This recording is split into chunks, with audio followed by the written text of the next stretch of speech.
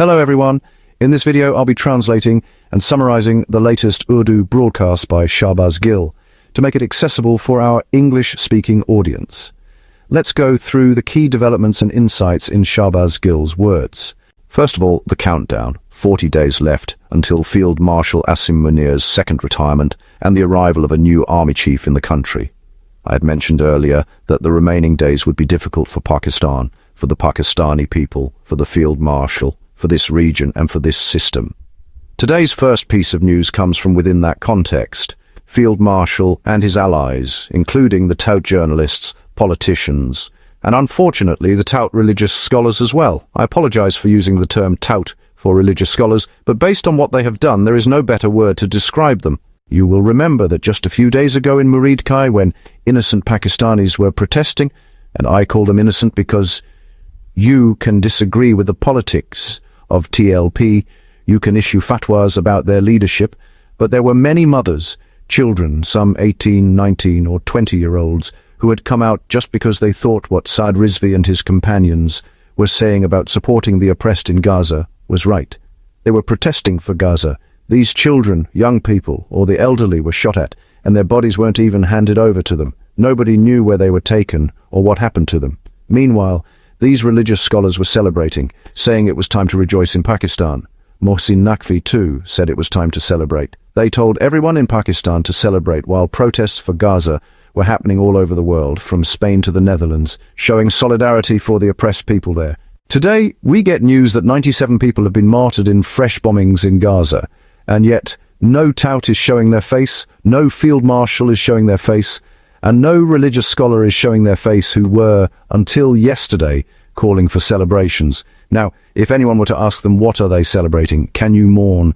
No, in Pakistan, mourning for Gaza and speaking out against it has become a crime. And this hasn't just started. Since the field marshal came, I have spoken daily against General Bajwa, and he led a very dark, horrifying, and dirty period as army chief. I believe, unfortunately, he should never have been promoted beyond a colonel. He probably wouldn't even have become a brigadier if there was merit involved. But he became army chief, and then when he got power, he was exposed. However, on the issue of Palestine, he didn't stop the protests the way our current field marshal has.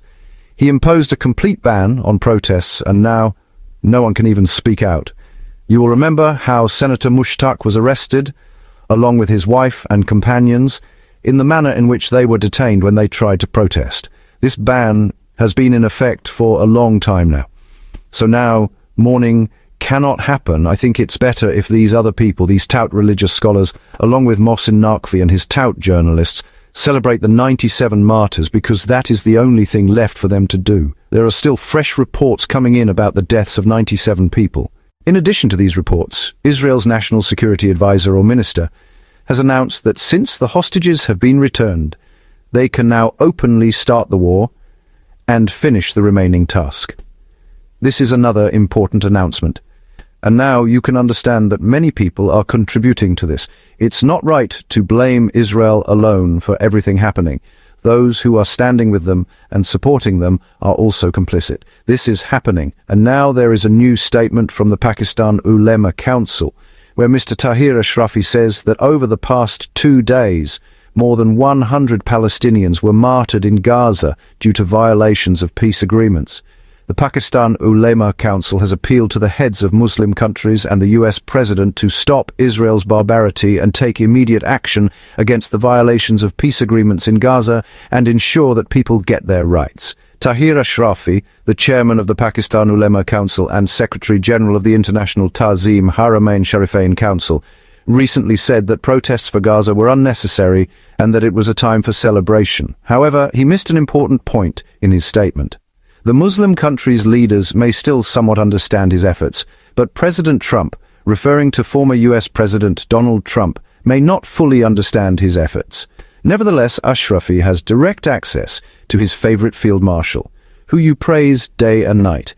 You should ask him directly to take action, as the level of closeness between Ashrafi and this field marshal makes it easy for him to get through to them.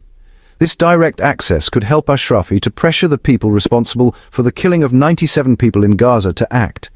Anyway, the point is that The religious scholars who once said to celebrate now don't know how to face the public, because what's happening in Gaza and what is yet to come is something they can no longer hide. When they make big claims, they end up exposing themselves. I keep telling you not to worry, because all their bad deeds will be exposed by Allah Himself. When they say, look at what we've done, we've stood with this person, we've allied with that person, the reality is that they are digging a grave for themselves, and eventually they will fall into it. You have seen once again that their actions are being exposed, and what happened in Moeed will also be exposed in time. I keep repeating that I do not support their politics or their actions, especially their treatment of minorities. But when oppression occurs, it is our duty to speak out against it. Now let's go straight to Okara and Dipalpur. In our morning vlog, we had informed you that Maryam Nawaz would be going to these places today, and now we can confirm that she did. Our news about her plans was accurate. A bulletproof glass was installed for security reasons, as there were high security concerns. Maryam Nawaz delivered her speech standing right behind the bulletproof glass. Interestingly, the security arrangements included seating the bureaucracy in front, then women from the local area, selected from either PMLN workers or relatives. After them, men were seated and thorough body checks were conducted as people entered the venue. Special security was provided by ISI and MI. They performed several rounds of checks before the final security check, which was done by the ISI personnel. There were 200 to 300 people present in total, with around 130 government employees, teachers, and other trusted individuals among the crowd. Once Maryam Nawaz arrived, after all the checks, she decided to address the gathering standing right next to the bulletproof glass. Special security guards were seated on the ground in case of an attack, and extreme measures were taken to ensure her safety. Now let's move on to Jati Umrah. I have some new information. Inside the compound of Maryam Nawaz's house, where several family members reside, including Nawaz Sharif and Shahbaz Sharif, security measures have been further intensified. They've recently hired security personnel from the UK. We don't have the names or citizenship of these individuals, but we can confirm from our sources that they arrived in the past 2 to 3 days. These security personnel are now handling the inner security of Maryam Nawaz's compound, because local agencies like ISI, MI and police aren't trusted enough to handle security inside her residence. This additional security ensures that nobody can harm her under the influence of people like TLP or Hafiz Saeed. Security concerns for both Nawaz Sharif and Maryam Nawaz are at an all-time high, and I will give you the next piece of news. We are still working on this news, and we will definitely inform you in the next day or so. However, our sources are claiming that Mrs. Maryam has sent her son, Junaid Safdar, out of the country. I am repeating again, I take full responsibility for the first news. However, on this last issue, we are still working on it. It may not be true, and he might be hidden somewhere, but our sources are saying that he has not been seen anywhere for the last week. His name and trace have not been found. The sources are also claiming that the initial news was true, and once it was confirmed that nothing was happening here, she started standing behind bulletproof glass, which was a very embarrassing situation for her. Everything would have come to light. Another confirmed piece of news is that today Mrs. Maryam was wearing a bulletproof jacket, and specially designed sleeves were made for her that provide bulletproof protection on the arms. You may know or not know that there is a very thin layer that can also act as bulletproof, almost like a fabric. The thickness of the layer is about the same as the thickness of the sheet, and it can stop the bullets of small pistols as well, which are often designed for bulletproof purposes such as vests, sleeves, or jackets. When you see someone wearing such a thin layer, you can tell from their body shape, but the thicker ones can stop bullets from larger caliber guns. But every bulletproof jacket has different levels. Not all bulletproof jackets can stop larger bullets, such as the ones used in rifles, but they can easily stop bullets from small pistols or revolvers. So special sleeves were made for Maryam today, which she wore along with her bulletproof jacket. If you noticed today, she had wrapped herself in a large shawl so that no one could tell that she was wearing the bulletproof jacket and sleeves while delivering her speech. There are very high security concerns now. As for Maryam's son, he is safe, and may God keep him safe. But her current power, which of course was handed to her by people like Hafiz Saeed, Asim Munir, the recipient of the Hilal-e-Imtiaz, and the Field Marshal, has not ensured the safety of other people's young children. This case is related to Chairman Mian Adil Rashid of the Central Group of Colleges. His only son, Ahmed Javed, who was 27, married and had a 3-year-old child, was allegedly murdered by 2 young men. One of them is named Abu Bakr, who is accused of the murder, and the other is Abdullah Khokhar, the nephew of PMLN MPA Malik Assad Khokhar, and Malik Madasar Khokhar. The victim's family says that the FIR has been filed, but the police are unfortunately not taking action. Their son was shot and killed in front of them at their home, and they are not getting justice. Despite being influential, both parties have failed to take any significant action. We just want to say that if the allegations are wrong, then let the truth come out, and if they are right, legal action should be taken. The police should not only provide security to Mrs. Maryam's son, but also to the children of ordinary citizens. They deserve the same protection. Moving to the next piece of news from Khyber Pakhtunkhwa, something interesting happened today. This is a very reassuring thing for us, as all these proposals I made today were presented by me, but the ideas were not originally mine.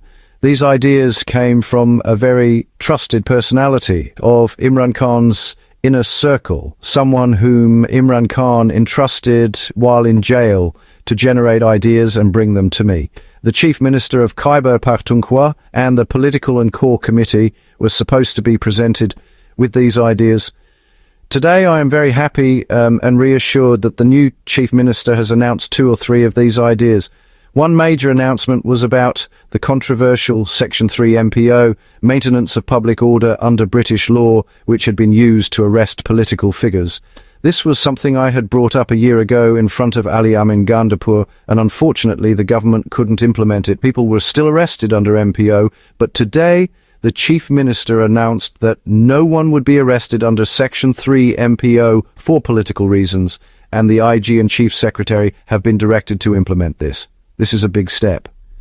Another great decision was to return the security that had been taken away from former chief ministers, like Amir Haider Hoti and others, including the decision to set up a Shahid Arshad Sharif University of Investigative and Modern Journalism.